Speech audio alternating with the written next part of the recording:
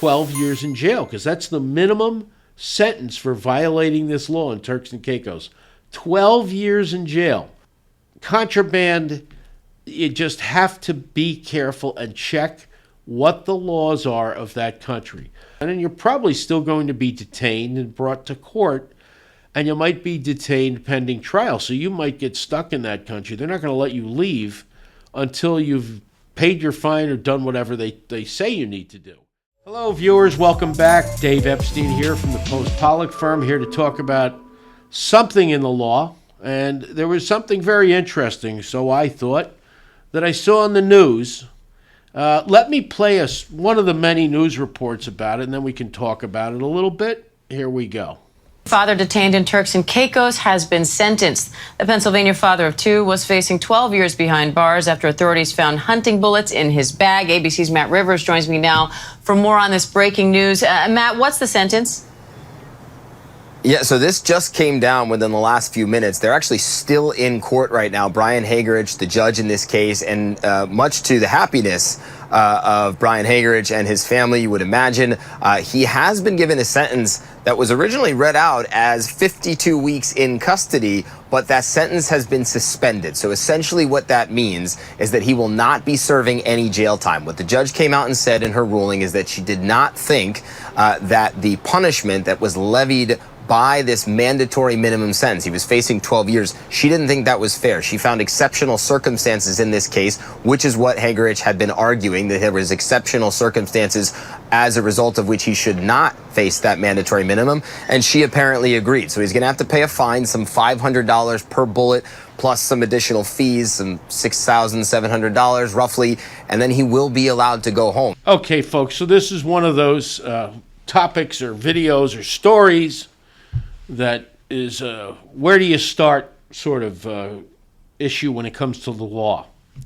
The first question is, or the first issue is, traveling to another country.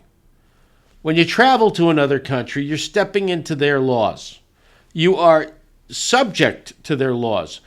They may have a constitution, but it's not our constitution. Their laws are not going to be the same as our laws. So you have to prepare yourself when you go away. You say, oh, of course, I got my shots, I got my visa, I got my passport, I got everything lined up. What you do is you check what is allowed in that country. And especially for people who, for example, go hunting. In the United States, under federal law, you are allowed to carry bullets, even firearms on a plane. Now, it has to be, if it's a firearm under federal FAA regulations, it has to be kept in a hard-sided case. If it's bullets, they should be kept in a bullet box or an ammo box. Same with clips. Same with magazines. You're supposed to keep them in a box. Maybe sometimes they break loose. Maybe somebody wasn't checking as carefully in the conveyor belt to see if bullets were loose. I don't know if they'd be looking for that. But this person apparently had 2 bullets. Now, to show you what a hassle this can be, I mean, he's breathing a sigh of relief, they said. He was detained for, I think it was about a week or 2. And more importantly, he paid fines and fees totaling $9,000, I believe it was, if you add it all up. And that doesn't count the fact that he had to hire a lawyer down there. So these 2 bullets, let's say it was $10,000, $12,000 for the lawyers and everything else, that's $6,000 a bullet. Would it have been that much of a problem for him to just go through that luggage that he knew he took on hunting trips and make sure there's nothing in it? Now, he might say, I didn't know. I didn't know it was that strict a law. Well, apparently Turks and Caicos amended their statutes, their criminal statutes, their penal code, and they added this very, very strict law about ammunition and guns. They've had some problems with gang violence. They've had an increase in homicides. Not that it's not safe to go there, but they don't want any of that. And unlike the United States, they're not as concerned about people having the right to bear arms. They're more concerned about prohibiting people from having them so that they don't have the violence, that they're not used to having violence, so that's what they did. Now, if he had checked, he would have found out that that law is there. In fact, you can find that for any law. Anything you might want to carry into another country that you think might be suspect, you better find out what the law is. I mean, another area where this happens is with drugs, and especially the one that's being legalized throughout the United States now. I know it's legal in New Jersey, is cannabis, marijuana, pot. You're allowed to have it in New Jersey. I mean, there's restrictions on where you can smoke it, where you can carry it, but you're allowed to have it. So you figure I'll bring it on the plane with me, and you're even to other parts of the country. And first of all, it's not legal under federal law, so you're not supposed to have it on a plane. But then let's just say you go to another state that's it's not legal. You get caught, you're just like any other drug defendant. Now take us to another country. Let's go to Thailand or one of the Southeast Asian countries where they take drug possession, simple possession, very seriously. They take smuggling very seriously. And when you bring even your gummies or your vape, your cannabis vape, whatever you're going to carry with you into that country, you are smuggling. And then you better find out what the laws are. What are the penalties? I mean, some countries have incredibly steep penalties and prison time for a minimal amount, just simple possession. Good example, that poor young woman, the basketball player who was detained in Russia, and it required all kinds of diplomacy and visits to of different ambassadors, Russian and American, to get this woman home. She was looking at a couple of years in jail, and I understand she had a very minimal amount of cannabis with her. But that's the law in these countries, so you got to check that. Now, again, where can you check? The State Department lists what the laws are in other countries. You can go to the State Department. You'd be surprised how much information you can get about their regulations and the regulations and laws of other countries just by going to their website. You can also find out about travel advisories. Am I going to a dangerous place? And they have different levels. Generally speaking, I think it's 5 levels. And, the highest being do not travel. If it says do not travel, cancel your plans. But more on point, if you have those gummies, if you want to bring something like that, think again, because if the law of that country, if it's illegal in that country, then you're taking that risk. Many countries make cannabis illegal, but it's a fine. So you have to weigh that against how much money you're going to have to spend, and you're probably still going to be detained and brought to court, and you might be detained pending trial. So you might get stuck in that country. They're not going to let you leave until you've paid your fine or done whatever they say you need to do. So you could still end up effectively being detained or held in that country until your case is over. And that might take weeks, months even. So contraband, you just have to be careful and check what the laws are of that country. A good Google search would be, say you're going to Cambodia. Cambodia drug laws, Cambodia smuggling laws, Cambodia possession of drugs laws, Cambodia and cannabis.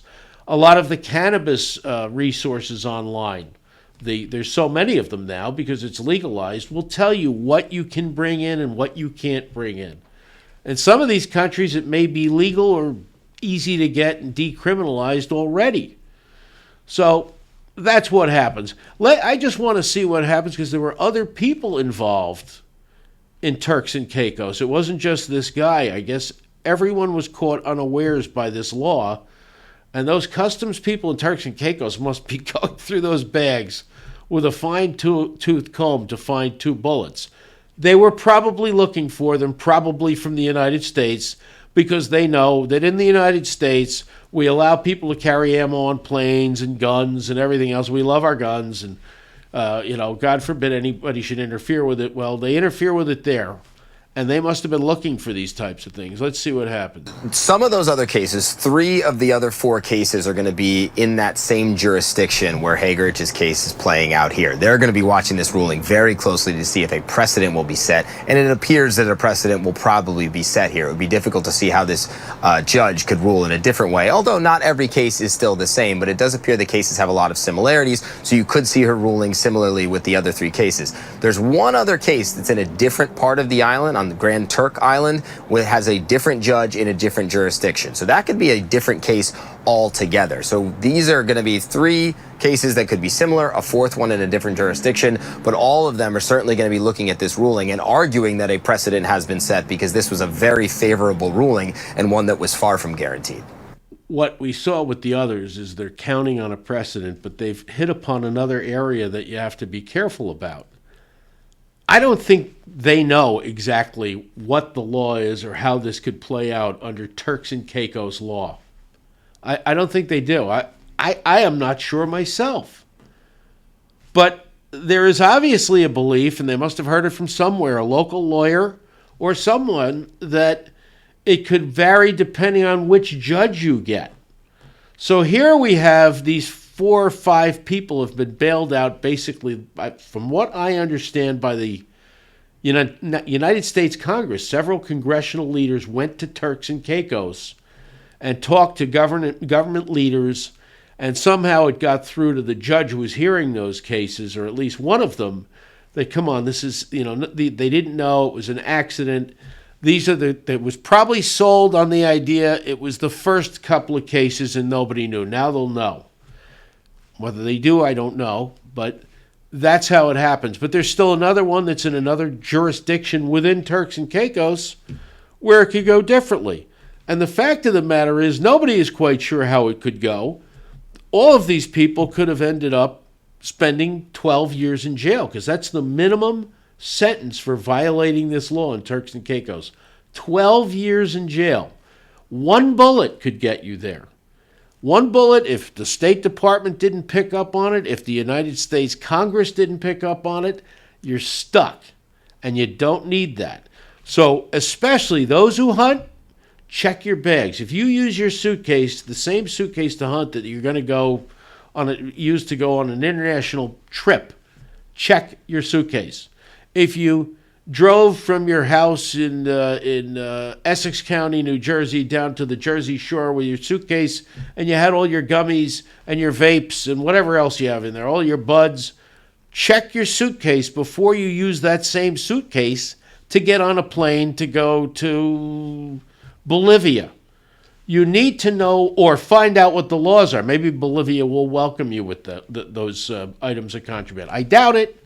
But you can find it out. It's all readily available.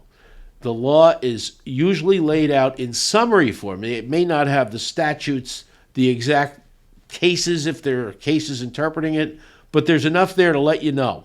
And when in doubt, if you can't be sure on it, err on the side of don't bring it. I hope that was helpful. I'm glad to have seen everybody tuning in again. And this is Dave Epstein from Post Pollock, and we'll see you next time.